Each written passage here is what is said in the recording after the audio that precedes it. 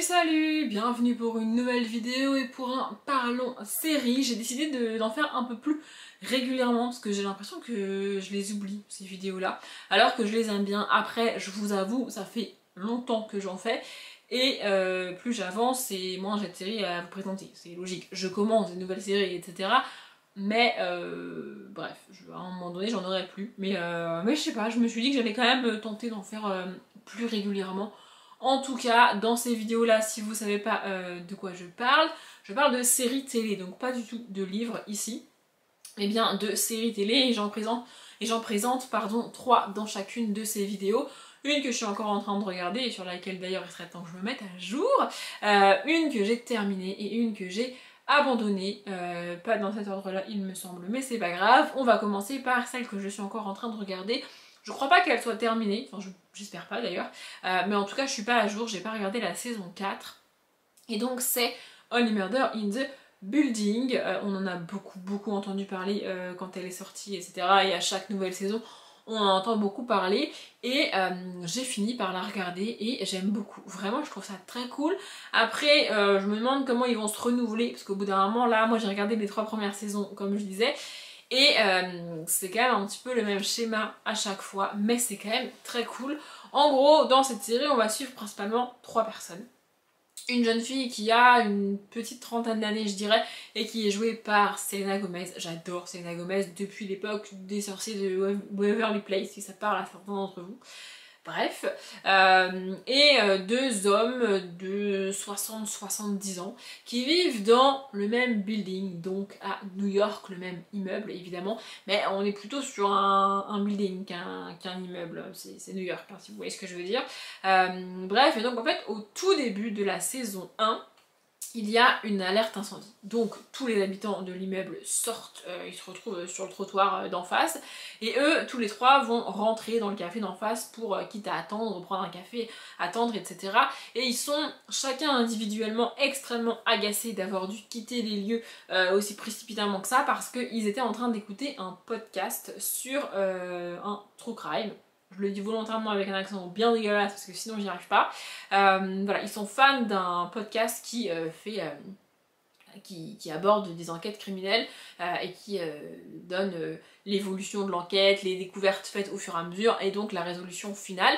Et là il me semble que c'est pas loin d'être le dernier épisode en plus, donc le plus important pour connaître le fin mot de l'histoire, vous voyez. Et donc ils sont avec leurs écouteurs en train d'écouter chacun individuellement le podcast et ils vont faire connaissance et se rendre compte qu'ils écoutent la même chose et qu'ils sont fans de ce podcast tous les 3. Et donc ils vont échanger sur les théories du podcast, etc. Comment est menée l'enquête, est-ce qu'ils sont d'accord, est-ce qu'ils sont pas d'accord, comment ils voient les choses. Chacun y va de son petit commentaire en gros, et qu'ils deviennent un petit peu amis, comme ça.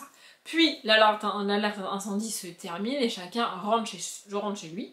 Et ensuite, il découvre que au cours de cette alerte, c'est pas qu'une alerte incendie, en fait, un des habitants de l'immeuble a été retrouvé mort chez lui. Assez rapidement, la police va classer ça en suicide, mais eux, comme ça s'est passé chez eux, enfin dans l'appart d'à côté, enfin pas très loin de chez eux, et qui connaissent quasiment tous les habitants de l'immeuble, la gardienne, etc., ils vont décider de mener leur enquête et donc de créer leur propre podcast sur le meurtre, enfin la mort en tout cas, dans l'immeuble, et donc ils vont appeler leur podcast Only Murder in the Building. Et en fait toute la saison 1 c'est cette enquête sur ce mort. Franchement j'ai adoré la saison 1. La saison 2 est teasée dès le début de la saison 1, et donc dans la saison 2 on a une autre enquête, et dans la saison 3 aussi. En fait ce qui me fait dire c'est que j'ai peur du renouvellement, c'est que j'ai clairement moins aimé la saison 3, j'ai pas trouvé ça cool du tout. Et pour vous donner un ordre d'idée, c'est une série que j'ai regardée donc avec monsieur. Il a plutôt bien aimé la saison 1, la saison 2 c'était franchement... Il regardait pour me faire plaisir honnêtement. Et la saison 3, il y a un nouvel acteur qui arrive et il aime pas cet acteur. Donc en fait il a pas regardé avec moi. Mais là il faudrait que je trouve le temps, que je prenne le temps de regarder la saison 4 parce que j'ai toujours pas regardé. Et j'ai beaucoup aimé vraiment les 2 premières saisons. J'espère que la saison 3 a été un peu moins bien, mais que la saison 4 va être à la hauteur des 2 premières et pas comme la 3ème, vous voyez. Mais en tout cas j'ai vraiment bien aimé, et si vous avez toujours pas craqué et si vous avez toujours pas commencé à regarder cette série, franchement je vous la conseille. Et en plus on n'est pas tellement obligé de regarder les saisons 2, 3, etc. La saison 1 se suffit un petit peu à elle-même, donc vous pouvez vous arrêter là si vous voulez, hein. Mais ouais, je rejoins la grande majorité des gens, j'aime beaucoup cette série, faut vraiment que je la continue. La deuxième série, c'est donc celle que j'ai abandonnée et c'est Legend of Tomorrow. Vu mes goûts, c'est pas étonnant, mais j'avais quand même envie de tenter. En fait, elle fait partie d'un groupe de séries où il y a Flash, Supergirl, Arrow, etc., etc. Et donc il y a Legend of Tomorrow. C'est clairement de la science-fiction. C'est pas mon truc la science-fiction, mais j'avais quand même envie de tenter. Et de mémoire, j'ai quand même été assez loin. Je suis sûre d'avoir regardé entièrement la saison 1. Commencé la saison 2, peut-être même que j'ai terminé la saison 2. Vraiment, j'ai été assez loin dans cette série, mais au bout d'un moment, j'ai lâché l'affaire. Parce que je me suis tout simplement désintéressée des personnages.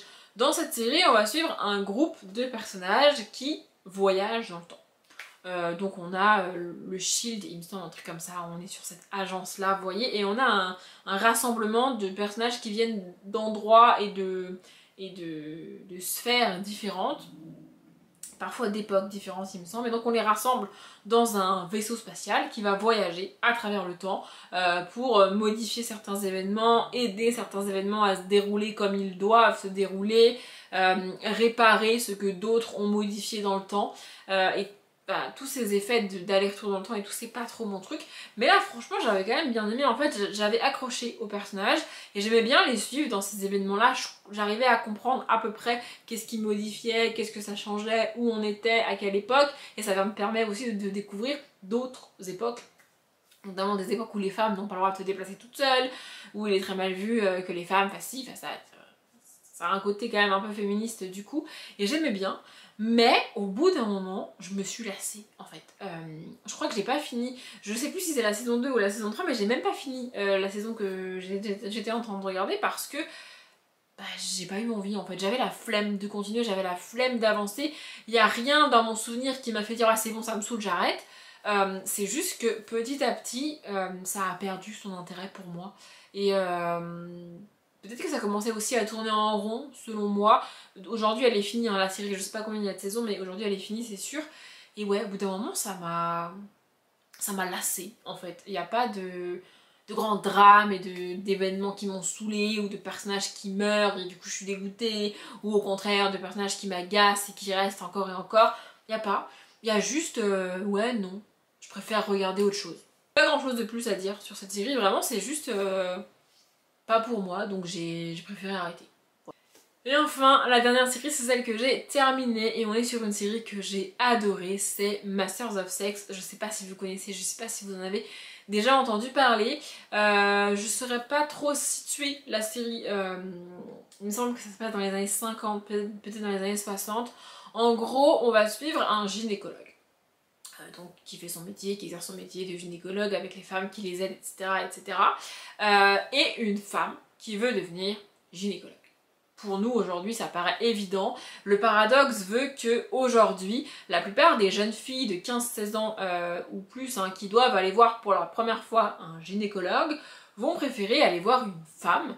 Je sais pas si vous vous rendez compte, si vous n'êtes pas une femme ou si vous n'avez pas fait ça encore, je sais pas si vous pouvez vous rendre compte du traumatisme que c'est de t'as 16-17 ans vraiment et tu dois aller dans ce cabinet, tu sais que tu vas devoir te déshabiller entièrement dans ce cabinet et devant cette personne que tu as rencontrée il y a genre 10 minutes et tu préfères une femme en fait, vraiment, la plupart des jeunes filles préfèrent une femme, enfin vraiment, il y a des femmes qui préfèrent les hommes et il y a ce truc répandu qu'on répète assez qui disent que les hommes sont plus délicats que les femmes.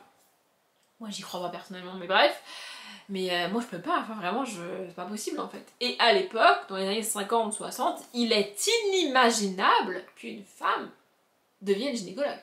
C'est un métier d'homme, c'est un médecin spécialiste. Non en fait, une femme n'a pas à faire ça, c'est dégradant pour une femme de faire ça et c'est réservé aux hommes et puis c'est tout en fait. Enfin genre la question se pose même pas, c'est inconvenant pour une femme de vouloir faire ça. Sauf que nous on suit une jeune femme qui veut faire ça. Mais évidemment, comme dans tout milieu scientifique pour les femmes à cette époque-là, elle va vraiment ça va être comme ça, hein, j'insiste, mais vraiment elle va se confronter à un mur.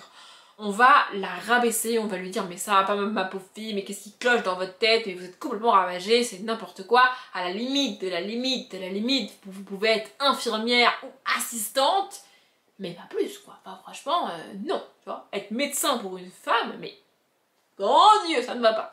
Mais elle insiste, et elle va rencontrer donc ce gynécologue homme, qui s'appelle le docteur Masters de mémoire, et qui va accepter de l'aider et ils vont mener des travaux ensemble en termes de gynécologie. Ils vont faire progresser la science et les données, les informations qu'on a sur le corps féminin et sur comment ça se passe, tout ça.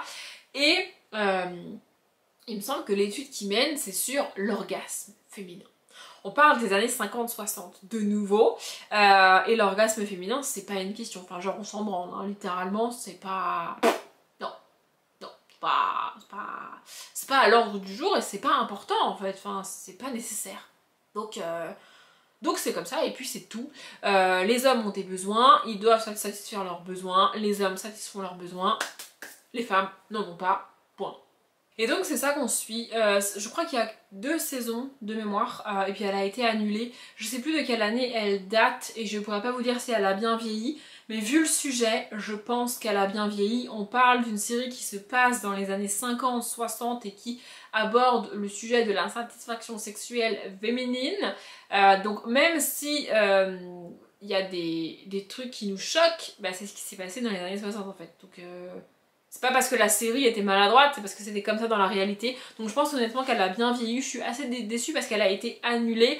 Peut-être qu'au moment où elle est sortie, les gens n'étaient pas prêts à avoir une série pareille. Mais franchement, moi j'ai adoré. Les 2 acteurs, enfin l'acteur principal et l'actrice principale sont absolument géniaux. Je les adore. Et vraiment, c'est une série que je trouve trop cool. Et je vous la conseille à 1000%, vraiment.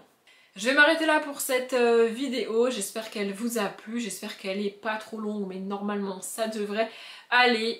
Comme d'habitude je vous souhaite une bonne journée, un bon après-midi, un bon appétit ou une bonne nuit et je vous dis à bientôt.